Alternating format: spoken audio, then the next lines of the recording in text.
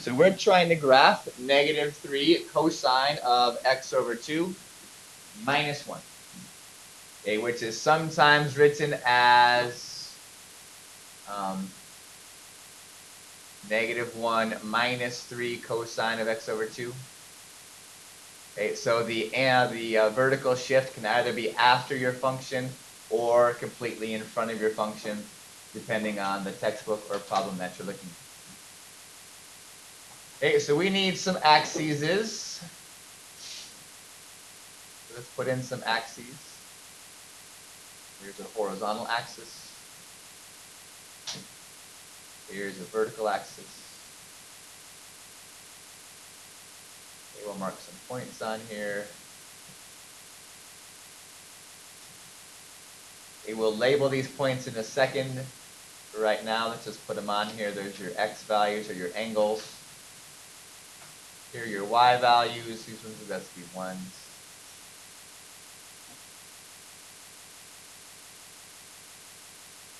-2.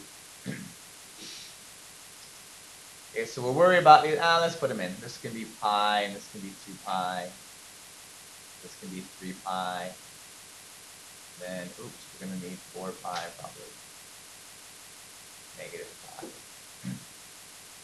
Normally, you can label your graph according to your needs, okay, based upon the period of your function and such. You don't have to have every single graph labeled with the exact same horizontal axis points. But these ones are pretty traditional.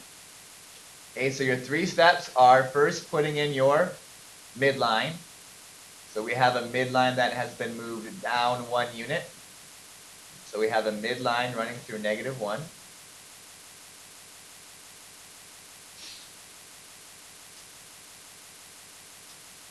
Okay, kind of like your horizontal asymptote, but not an asymptote, a midline.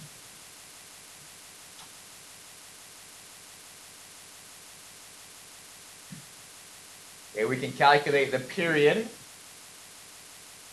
So this has a b value of 1/2. So the period is 2 pi divided by 1/2, which when we multiply by the reciprocal becomes a 4 pi period. So it's going to take the cosine 4 pi angles or 4 pi radians to get back to where it starts at. So let's see where it starts. This cosine has an amplitude of 3, but also a negative. So where cosine normally starts at a positive value, this cosine is going to start at a negative and 3 units down from the midline.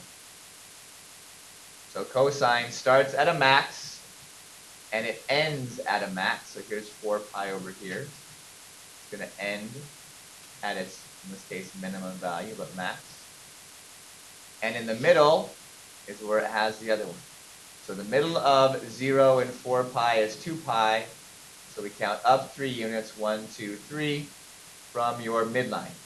Your amplitude is always given from the midline.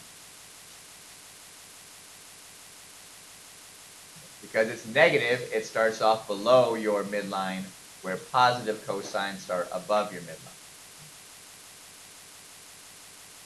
Okay, so because of symmetry between a maximum and a minimum points, we have a 0.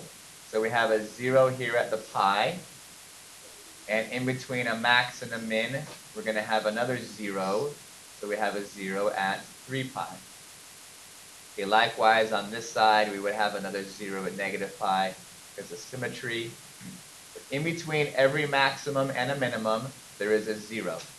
And in between every 0 sets, there is a maximum or a minimum. So you can plot in these other points because it's a cosine. So now that we've plotted our points and there's no horizontal phase shift, we can do our best to sketch this graph. Nice and curvy through your points. Make it look like a wave. Try to hit the points as best you can. Don't make it look like jagged monster teeth.